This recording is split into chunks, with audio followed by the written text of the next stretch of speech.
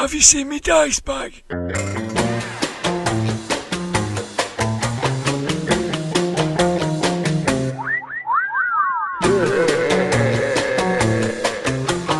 GROGNARD Files. Hello, my name is Dirt the Dice, and I'm the host of the GROGNARD Files podcast, and I'm back with another GROGVINE. This one is GROGVINE 4. GROGVINE is our analogue answer to the digital age. 5 handmade books crafted by the Grog Squad, circulating through the post. No clicks, no likes, just the satisfying thud of something good landing on your doormat. Out of all of them, this has been the quickest to circle the globe. Well, almost. It did get stuck for a while, possibly caught in a time loop, or more likely under a pile of RPG supplements on a nightstand. These things happen. The first GROGVINE, which we looked at in the last video, went all the way to Japan. This one has been to Australia. It started as a moleskin notebook, smaller than the first, but somewhere along the line it got hard bound by one of the Grog Squad. Look at it now, a sturdy little artefact. And check out these stickers. It's like a passport, full of adventures. Let's have a look. We begin with a sandbox generator entry, a great start to inspire ideas of lands populated by wolves, rats, but not quite. These rats are cleverly reimagined as alien parasites from a crashed spacecraft. You'll see how this idea gets picked up and developed further on. That's what I love about GROGVINE. It's like a creative hopscotch. Now this is a shift in tone, a thoughtful reflection on one of the big questions. Why do we even play RPGs anyway? There's some cracking gaming philosophy in here. I especially like the idea that role-playing is a form of psychic liberation. It's certainly given me pause to consider what it is that motivates such an investment of time, mental energy and resources. As the essay says, it can't purely be from the point of view of entertainment, as you could get that more easily elsewhere. Next, we get a lovely collage of ideas. This one imagines a future zine inspired by GROGVINE itself, complete with a diary of a visit to Castle Archbreak from the lands produced by the sandbox generator in the first article. I got a kick out of a mention of Ulf poetry by Yuko, the Goblin Bard. Give that goblin a book deal. And here, the original sandbox location gets expanded again. We've got some new hexes, some new factions. Yes, and even the grogs themselves make an appearance. There's more weirdness in here too, as the alien incursion spreads its eerie tendrils. Great stuff. This entry is a treat. Suggestions for linking the Pulp Cthulhu scenarios from the Chaosium book by using an interstitial.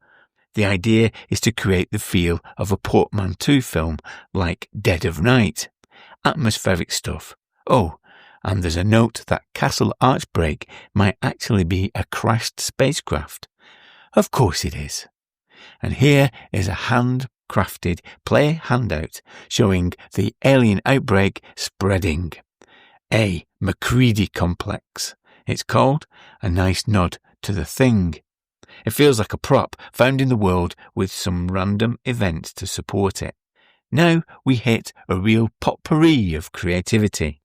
A traveller supplement riffing on the idea of a crashed spacecraft, and some responses to the earlier ideas, and a wonderfully sweary Doctor Who comic. And it's at this point that the moleskin became a hardback, a transformation worthy of a regeneration scene. Things go darker now, an essay about the subterranean spaces in RPGs, drawing on Robert McFarlane's Underland. It's moody, evocative stuff, and it gets an endorsement later on, including from me. This piece also builds on the setting with a scenario showing the competing desires and drives of all of its inhabitants. It's like reading a shadowy soap opera. Here's a brilliant palate cleanser, a witty, well-observed essay on the legendary Nightshade beer, its production and its incredible effects, and the elusive Hedgkins. Oh, I'd like to play in that pub crawl. Here's a practical gem of bullet point notes drawn from The Science of Storytelling, using the book, which was meant for writers to develop games mastering ideas, tips for GMs on structure, description and player engagement. I've already put it on my wish list. And now it's my turn. I think that this GROGVINE has been incredibly thought-provoking. Me and my co-host, Blythe, sometimes wonder if there really is anything new to say about RPGs, but this book proves beyond doubt that there's an infinite number of directions to explore.